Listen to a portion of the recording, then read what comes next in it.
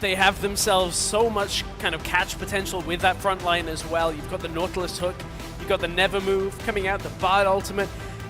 Problem is, you're playing catch on the side for H2K now, or go back to the top side and force a 2v2 where they did have the advantage. Instead though, the pressure is on the middle lane. Betsy should be going down. Flash forward from Jankos. Airwax tries to put pressure down, but it's Jankos, the king of First Bloods, that secures it. Yeah, King of First Bloods manages to get Betsy seeing Raze.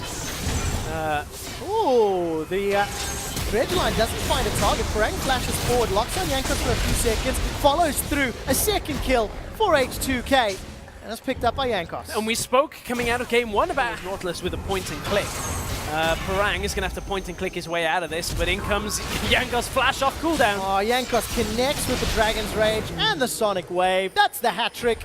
3-0 for Jankos' Lee Sin. Well, if he ever wanted to push, traps are going down. He's going to zone H2K away here, but Odo jumps in. Jankos says not got flash available. Tempered Fate locks up Jankos and Steelback. That'll buy some time for Vander to put a Fisher down. Knocks Raze to the side with a boot back under tower. They've got the first kill onto Parang. It looks like Rocket are trying to get one back. Ryu has already used the Chaos Storm. Death Ray takes down Raze. Javelin toss into Ryu means Airwax gets at least one for Rocket, as Vander's able to back away. Rocket look like they want to siege the tower though. Hang on though, Freeze is coming down to this tower here. It felt like Ryu had actually used that Chaos Storm earlier in a trade with Betsy. Jankos on Raze. Jankos found Raze, so Raze will die.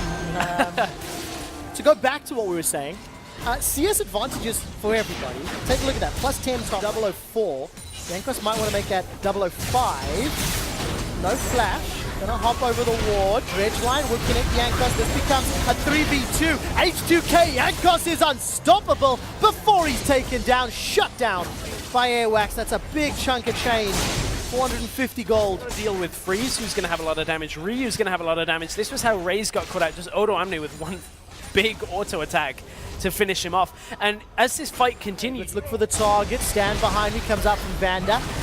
Vander realizes he needs to flash away. Tempered Fate locks him down for a few seconds. Teleport comes up from Parang. Up in the top lane, Vander will go down before the Fisher can come off cooldown. And H2K punished for being slightly over-aggressive. But H2K on the don't actually make the play straight away. They go on to Betsy. Oh, Betsy's gonna die. Tempered Fate will buy some time. Chaos Storm. Tick will come down. Flash away from Betsy and Freeze is on the board. Gets his first kill of the game.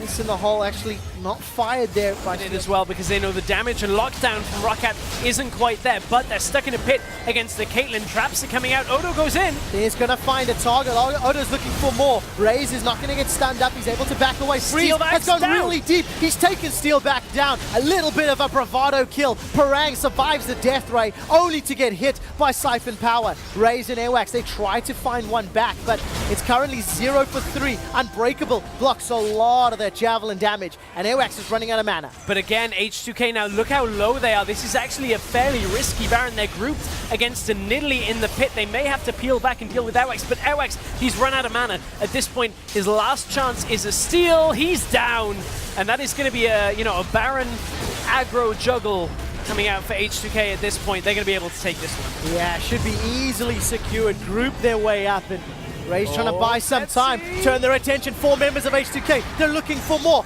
Never move. Locks down. Wants to be on the front foot, and it used to punish him because sometimes the rest of the team just weren't ready. Well, let's find out if Rocket are ready this time. Odo's used Chrono Break. Jankos has kicked Parang backwards. That's his 6th death of the game. And it's Odo that picks it up. His first.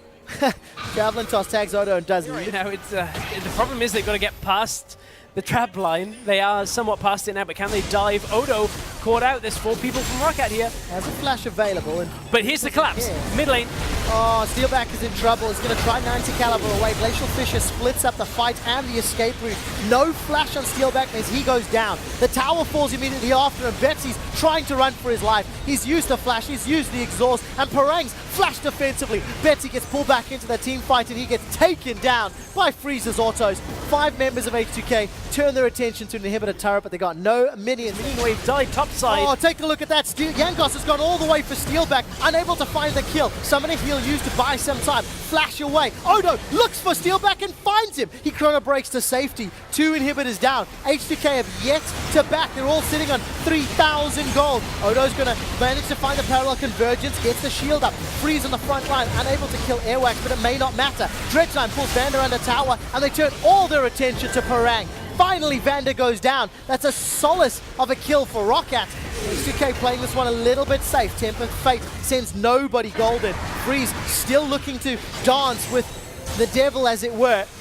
The Ravens are flying. Dark Wings, Dark Word. Bottle is going to hit Baron. Manages to delay it for now. Parang teleports in only to be chunked down. The culling takes him out. First victim of the fight as Betsy goes golden with the flock flying around. And he gets disintegrated under the damage of H2K. Taking a magical journey. Rocket will be sent back to the fountain. They take Vander with them, but it's an ace. A quadra kill for Ryu. And H2K set their sights on the base. H2K this up. H2K bounce back in spectacular fashion, sending a message to anybody that doubted. Even the series up at 1-1, guarantee at least 1 point on their opening day.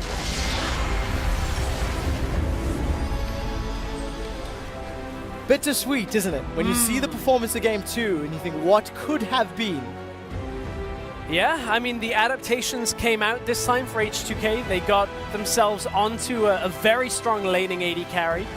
Freeze did a good job just in general in getting them through it, but you've got to talk about the difference from Game 1 and Game 2 for Jankos, really.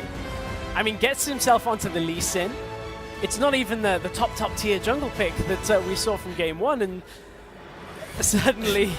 I would like to explain that before we came on air, the teams were discussing who shakes whose hand in the event of a 1-1 series draw.